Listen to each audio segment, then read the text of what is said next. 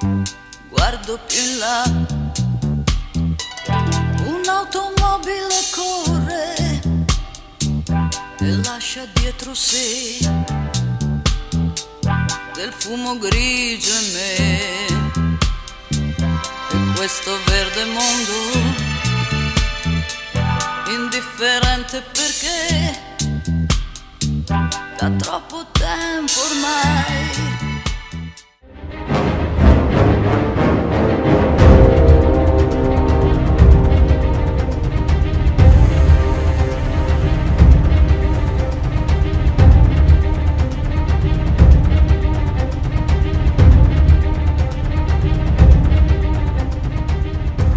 Hi guys, and welcome to today's show. Today I'm going to be finally reviewing this little beauty from MeisterSinger. Just look at the way that beautiful blue works in the light. I apologize about the poor lighting. It is night time here. Unfortunately, I'm back to work now, so I'm finding it quite difficult to find time to shoot these videos. I'm just going to have to do them a little bit all over the place. Now I'll do a wristwatch check. I'm still wearing the tube today. This has become almost my day to day. I hardly take it off, and of course on this wrist I got the Giugiaro. I got the aliens, the Ripley aliens. It's a little bit smudged, sorry about that. I got the aliens Ripley chronograph, and of course London time, New York time, midnight in London, and coming up to 7 o'clock here. Anyway, wristwatch check done. Yeah, it hasn't really changed. I was wearing my Speedy earlier when I was doing the review of this little beauty, but I wore my Speedy to work today, so haven't worn no Speedy in a while. Anyway, guys, let's before I get into this, I wanted to share something pretty cool. I'll put it on this side of the screen here. A sundial. Now this, apparently, according to Wikipedia, and I posted this in the Facebook group, a lot of you guys already saw this. I just thought it was such a beautiful thing because I was having a discussion with a friend of mine about the history of horology. He was sharing with me some of the earliest clocks and timepieces, which were absolutely fascinating. But I wanted to go a little bit further, and considering we're doing MeisterSinger today, and you'll see why when we do the review, why this sundial here is so important. This is from ancient Egypt, from around the 1500 BC, and it's the earliest time measuring device known to man. Puts things in perspective, and it doesn't show hours. I don't think they had calculated days and hours in the week yet, but it shows the working time of labourers. Now it doesn't specify what kind of labourers they are, but you can look this up on Wikipedia yourself. Really fascinating stuff. I just thought it was so fitting to tie in with today's MeisterSinger review, because MeisterSinger in a strange kind of way go right back to the early days of timekeeping and horology. It's a subject that I will return to. I think I'll have to do a video on at some point, because I just find it fascinating. And of course, last time I was in London, I regret I didn't go to Greenwich, the Royal Observatory at Greenwich, and because it's so important from a horological perspective. But I will do that at some point. I definitely want to do a little bit more kind of history on the subject. But anyway, I thought I'd share that sundial. It's quite interesting. Anyway, guys, without further ado, let's dive in to the full review. Okay, hi guys, and welcome to the show. And today I'm finally reviewing my MeisterSinger Neo. Now this has been very graciously lent to me for review by Saltzman's, and I'll leave a link down below if you're interested in purchasing one yourself. You get a discount. I'm not particularly sure what the discount is on the particular MeisterSinger brand, but make sure when you ring them, you mention my name, and you will get some kind of discount. So it's worthy just to point that out. Now I understand MeisterSinger is definitely going to be a bit of an audience divider. It's quite a divisive concept and very interesting nonetheless, and I can't wait to kind of explain it to you a bit. Let me just get the reference number. So this is the MeisterSinger Neo Blue NE908N. And before we get into discussing this really interesting timepiece, I'll give you the dimensions. So let me just turn the old calipers on.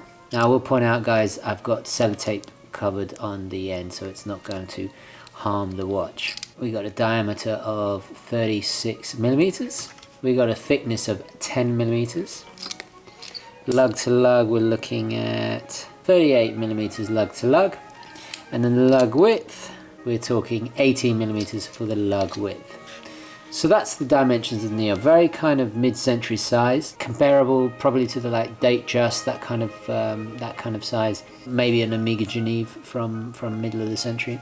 So inside the Neo we have the ETA 2824-2 or the Sellita SW200-1. It will come either or version, and basically they're pretty much the same. The Sellita is a clone of the ETA, and the ETA, as we all know, the ETA, is a favorite of mine. I know that movement very, very well. It's very reliable. They're both reliable. In fact, the Sellita is a fraction more accurate. Really good, solid movements, and you know we've talked about them at great length. I haven't seen an ETA modified for this particular complication. Now, first thing you'll notice is it's one-handed, and I know it's a bit bizarre. When you kind of understand the concept a little bit, it makes a little bit more sense. It's a German brand, as the name suggests. It was founded about 15 years ago by a chap called Manfred Bressler. If we look back in history, the first timepieces in history were based on sundials. The first mechanical clocks were based on sundials, and they had the one hand. It's paying homage to that early kind of horological developments and era. The actual logo, if we look at the logo, it's this, let me just get my pencil there. If we have a look at the back, you'll see the MeisterSinger logo, and this is a beautiful screw down case back, obviously. Now this logo is what's in Italian called Formata. It's a musical symbol for pause, to pause. This is very deliberate. It's to do with the concept of MeisterSinger. It's supposed to be a more relaxed interpretation of time, telling it by one hand. So you have 5-minute increments, and the time is displayed in, we've got double digits. So, you know, right now it's coming up to 12:15. It's just very simple like that. But what's imperative is obviously the needle has to be very, very precise. The advantage is obviously because the movement doesn't have so many components, it's going to be a bit thinner. But the needle has to be very, very precise, and it has this kind of almost, it looks a bit like a tachometer in a car, early kind of 50s dial in a plane or something like that. So it has to be very, very accurate. Now it takes a lot of getting used to, and I know a lot of you guys are probably gonna, it's gonna be a bit strange for you, but I actually quite like it. Now I must admit it's a bit of a strange thing to get used to, but you do get used to it, and it is a more kind of relaxed approach to timekeeping. So if we pull the crown out, it hasn't got a screw down crown, of course. It moves very fluidly. Pop it back in. We have got manual wind. Because we don't have minutes and seconds, the movement of the hand is a lot slower and kind of goes into that kind of the concept of formata. It's a clever thing and actually harkens back to the simplicity of the sundial. As you'd look at a sundial and you wouldn't see it move with the naked eye, but you know, over time, as the sun cast its shadow, it would move very gradually. So it's an echo of the sundial, literally in form and function, but modernized in this kind of Bauhaus aesthetic, which is really beautifully done. Now we'll talk about the style and design of it in just a second. So we got this blue sunburst dial, and it's absolutely stunning. It's so rich. It's a dark blue. You just get lost in it. You get distracted by the dial, actually, more than with these clear numerals running around the outside. There's no bezel here whatsoever. There is a beautiful little framed date at the bottom, as you see there. The date is in different colors depending on what dial you go for, but the red really kind of sticks out and offsets the blue. I think it was a very smart move. It's beautifully designed. We have these, it reminds me a little bit of the Instrumatic, very kind of 60s, 50s-esque in design, these little lugs that just pop down, very comfortable to wear. We've got a beautiful engraving. The quality and finish of, obviously it's a stainless steel, completely stainless steel, all polished. We have a signed crown, of course. I really like this suede grey strap that comes with it. We also have a cognac, and I must say the buckle is nicely done, and you see the little, you'll see the little Formata logo in the buckle as well. It's very, very nicely done indeed. I'm wearing the day date, and I just wanted to give you a little size comparison. It's very, very similar to a date just or a day date. Now of course there's no loom, and you know, you're not really expecting a loom on the piece like this. Very much a dress watch. Glass itself is acrylic, which is a bit of a letdown, and I can imagine it's, you know, there's no bezel to protect it, so a little bit of a down there. It would have been nice to have sapphire. I think if you're spending this kind of money, it would have been nice to have sapphire. So let's talk about its design, which I think is definitely its strongest thing. Obviously we have this really interesting concept. Aesthetically they've done it in the Bauhaus style, so it's quite an interesting paradox. So we have this very traditional old school way of telling time that harkens back to the very early days of mechanical watches, and even beyond that to the earliest form of timekeeping with sundials. But then the concept is reinvented and told in this very modernist Bauhaus-esque style that is ultra minimalist and all about its function, and it's very tastefully done. As a dress watch, it's very elegant, it's thin, it would go with a suit beautifully. The colour, especially this deep rich blue that you just get lost in, very refined.